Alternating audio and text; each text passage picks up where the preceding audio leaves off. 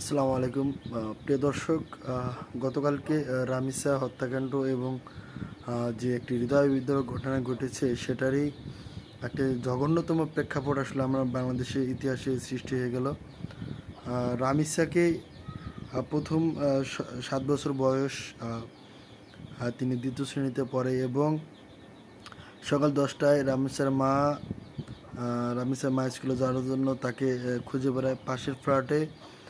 তার জুতো দেখে মূলত রামেশের মা চিন্তা করে হয়তো বা এই ফ্ল্যাটে রামেশ আছে এবং তিনি দরজা খুলে দেখে যে আসলে রামিসার মরদেহটা, দরজা খুলে এবং দেখে যে ধর্ষক সাথে সাথে সেখান থেকে পালিয়ে যায় এবং সেই ধর্ষকের স্ত্রী তাকে সাহায্য করে এবং রামিসার মারা মানে রাইনেসাকে ধর্ষণ করে তাকে মেরে ফেলে এবং তার গলাটা শৌচাগারে ফালিয়ে দেয় এবং তার দেহটা খাটের নিচে লুকিয়ে রাখে।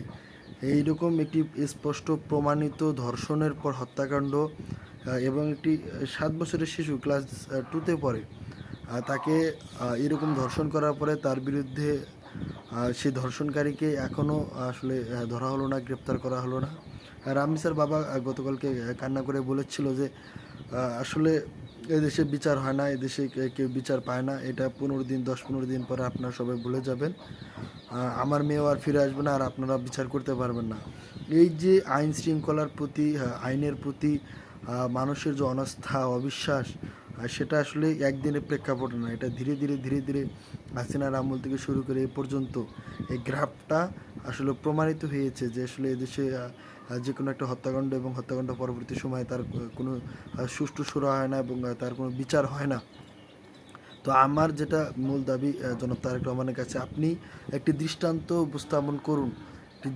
উত্থাপন করুন যে ধর্ষণ হওয়ার পরে 24 ঘন্টার মধ্যে অপরাধীকে গ্রেপ্তার করে তার উপযুক্ত সাজা এবং উপযুক্ত বিচার নিশ্চিত।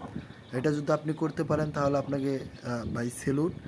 এবং এটা যদি আপনি না করতে পারেন তাহলে আসলে এদেশের আইনের প্রতি, এদেশের আইন শৃঙ্খলার প্রতি আসলে এদেশের মানুষের আর বিশ্বাস থাকবে না, আস্থা থাকবে না। অন্ততপক্ষে মানুষের আস্থা এবং বিশ্বাস ফিরিয়ে আনার জন্য হলো এই হত্যাকাণ্ড এবং ধর্ষণের বিচারটা আপনারা করুন। এবং আজকের পর থেকে যত হত্যাকাণ্ড হবে, যত ধর্ষণ পরবর্তী হত্যাকাণ্ড হবে, গুম খুন ধর্ষণ হত্যাকাণ্ড, সমস্ত হত্যাকাণ্ডের দলমত নির্বিশেষে, সেটা বিএনপি হোক, জামাত হোক, এনসিপি হোক, জাতীয় পার্টি হোক, আওয়ামী লীগ হোক, যে কারো হোক, যে কোনো দলেরই লোক হোক, আপনারা সেই অপরাধীকে গ্রেপ্তার করবেন এবং গ্রেপ্তার করে তাকে সর্বোচ্চ শাস্তির আওতায় নিয়ে আসবেন। এটা যদি করতে পারেন দেশে আইনের শাসন প্রতিষ্ঠিত হবে এবং দেশের মানুষ আপনাদের উপর